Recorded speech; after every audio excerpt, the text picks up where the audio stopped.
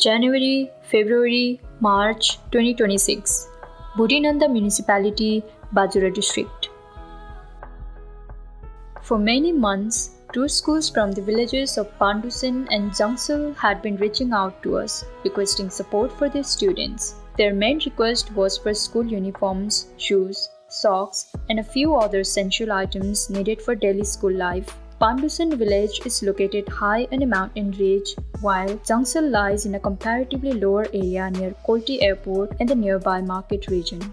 The schools shared an arrangement with us. If we could provide uniforms and shoes free of cost for all the girls, the boys' families would contribute enough to cover only the factory price of their own sets. For additional school materials, the schools agreed to contribute half of the expenses themselves.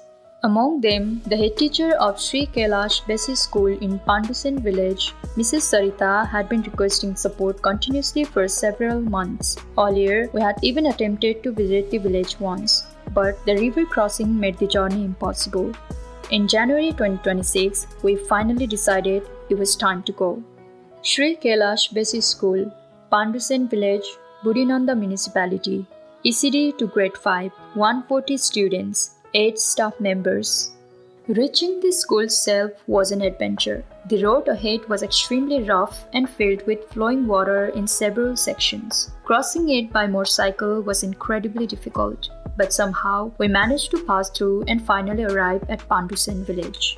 We carried complete measurement samples with us. Tracksuits ranging from size 22 to 40 along with 17 different shoe sizes, so every child could receive a properly fitting set. The children were full of excitement. One by one, we carefully took measurements for every student, intentionally selecting slightly larger sizes so the dresses could last for several years as the children continued to grow. Even the teachers became interested in the tracksuits and shoes, so we measured them as well.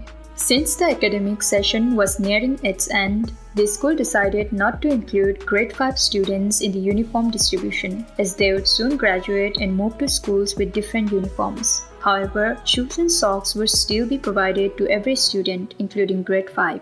After completing all the measurements, the school finalized a design featuring half-sleeve t-shirts along with gold star shoes. Because importing shoes from India would have caused delays, the school chose to manufacture the shoes locally in Nepal through the Gold Star Company. The second school was located in Jungsal Village, near Kolti Bazar. Sri Chandranath Basic School, Jungsal Village, Budhinanda Municipality, ECD to Grade 7.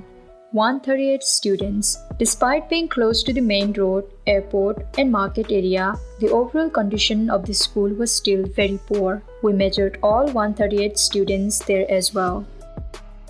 After discussions with the staff, the school selected their preferred uniform design and also chose Gold Star shoes for the students. February 2026. After collecting all the measurements from both schools, we prepared detailed order lists and submitted them to a clothing factory in Nepalganj. The factory owner requested around 3 weeks to complete the dresses. For the shoes, we placed an order through a Gold Star dealer in Nepalganj, who coordinated directly with the Gold Star factory in Kathmandu. They assured us the order would be ready within a week. Throughout the process, we stayed in regular contact with the clothing factory, requesting them to maintain the best possible quality standards. Slowly, the dresses began taking shape.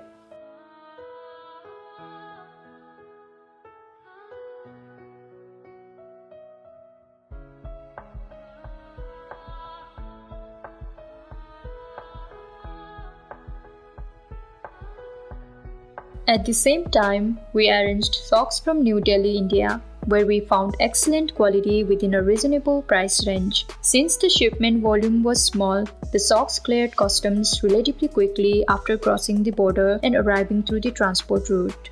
The overall order was not very large. 148 dresses for Pandusen, 138 dresses for Jungsal, a total of 286 dresses. Because the design included half-sleeve t-shirts and jackets without heavy fur lining, the manufacturing process moved quickly. Once everything was ready, we visited the factory ourselves, completed all the paperwork, and loaded the sacks into a rickshaw for transport to our warehouse. Afterward, we visited the shoe dealer. All the shoes had already arrived from Kathmandu and were packed properly, so we transported those sacks to the warehouse as well. Additionally, we purchased 4 pairs of Gold Star slip-in shoes for the female teachers of Pandusen School. They had requested them several times and were willing to contribute half of the cost personally. Once all the dresses, shoes and socks safely reached the warehouse, we opened the shoe sacks and organized everything carefully according to school and size for easier distribution later. Alongside the uniforms, we also arranged additional materials requested by Pandusen School: 150 plates, 150 spoons, 2 steel storage bins, 40 Kaleens, and 1 pea foam roll. The school in Jungsal requested only dresses, shoes, and socks. With that, all materials for both schools were finally packed and ready for the mountain journey. March 2026. For the mountain journey, we contacted a trusted truck driver. After carefully loading all the materials, we began the long trip toward Budhinanda Municipality. Both schools had already been informed about our arrival, and everyone sounded extremely happy and excited. At Jungsal Village School, the truck was able to unload materials directly near the school building, but reaching Pandusen School was far more difficult. The road ahead was too narrow and rough for a large truck, so all the materials had to be shifted into a smaller jeep. We loaded everything again and continued the uphill journey. The road conditions were extremely poor, making travel slow and exhausting. By around 4:30 p.m., we finally reached Pandusen Village. Because the village lies high in the mountain, the weather there was noticeably cold. As we began unloading the jeep, a female health worker immediately came forward to help us. Seeing her enthusiasm felt genuinely heartwarming. Soon afterward, teachers and children also joined in, helping carry every sack and package into the school office. Since there was still some daylight remaining, we decided to open all the sacks immediately and carefully counted every dress and pair of shoes to ensure nothing had been damaged or lost during transport. Everything was then arranged neatly inside the office. Later that evening, the staff members took us to one of the teachers' homes, where we stayed for the night. The stay was peaceful and comfortable. The villagers welcomed us warmly and prepared delicious local food. We also noticed a large mountain dog lying nearby in the funniest and most relaxed position imaginable. Moments like this always bring us happiness. The next morning, both we and the villagers woke up filled with excitement. Most families in the Pandusen area belong to ethnic mountain communities and are mainly involved in farming and sheep herding. The children there were incredibly innocent and kind-hearted. The teachers decided to organize the entire distribution program in the school ground. Together, we carried all the materials from the office to the open field. One by one, class by class, we distributed the dresses, shoes, and socks to every student. ECD. Grade 1 girls.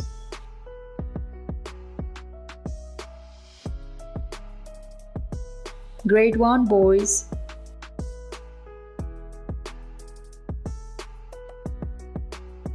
Grade 2 girls.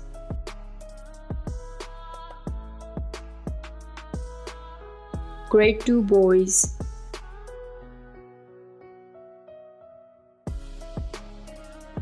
Grade 3 girls.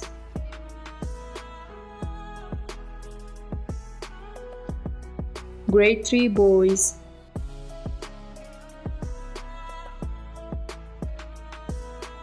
Grade 4 girls. Grade 4 boys.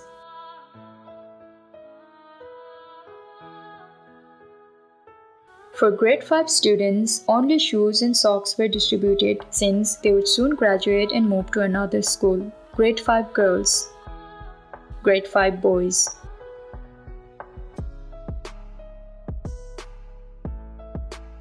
The teachers were equally happy to receive their own dresses, shoes, and socks.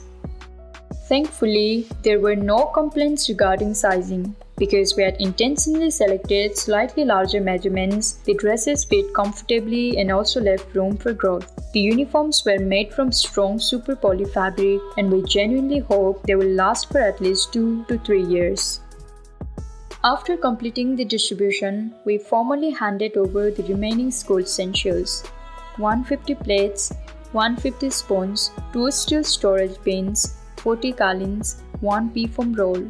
Everyone at the school looked genuinely happy. At the same time, it is natural that when support reaches one area, expectations and additional needs also start appearing. The school shared several more requests, ranging from computers to solar panels. We explained honestly that we also have commitments in many other places. Still, if things work out in the future, we will definitely try to support them again. After saying goodbye to everyone, we continued our journey toward Jungsal Village. Jungsal lies near Kolti Bazaar, close to the small airport and market area.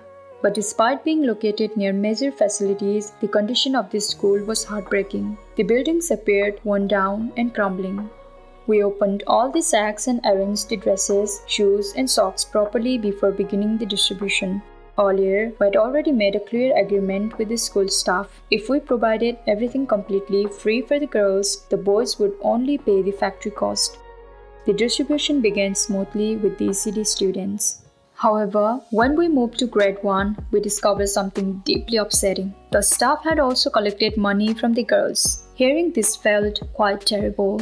We spoke very firmly with the staff members. We explained that our work is not driven by formality or institutional pressure. We're not an organization arriving only to complete distributions or projects. Everything we do comes directly from personal effort, personal responsibility, and genuine intention. The staff offered several explanations and excuses, but none of them felt reasonable. The entire situation left us completely disheartened. Eventually, with a very heavy heart, we decided to stop the distribution entirely, repack all the materials, and leave the village. It was one of the saddest experiences we had ever faced during distribution, feeling both angry and deeply disappointed. We transported all the materials by jeep to Pilichor Bazaar, and from there loaded everything onto a truck, heading back toward our warehouse in Nepalganj. What hurt the most was thinking about the children. For all this time, they had been so excited and hopeful, yet the actions and greed of their teachers took their happiness away. After reaching Nepalganj, we once again opened every sack, counted all the materials carefully, and repacked everything according to size. First, the returned dresses were folded and packed properly. Later, we may remove or replace the school logos and distribute these materials to another school in need. Afterward, we repacked all the returned shoes. And finally, the socks. Once everything was organized again, we cleaned the warehouse thoroughly. We also washed all the sample dresses, shoes, and socks that we regularly carry for student measurements, dried them carefully, and stored them safely for future journeys. Our experience at Pandusen School remained truly positive. The teachers there were sincere, cooperative, and kind-hearted. But unfortunately, our experience in Jungsal Village turned out to be the complete opposite. Witnessing that level of mismanagement and greed was genuinely painful and deeply disappointing. Still, every journey teaches something valuable, and for all the experiences, lessons, and moments we continue to gain along the way, we remain grateful. Namaste.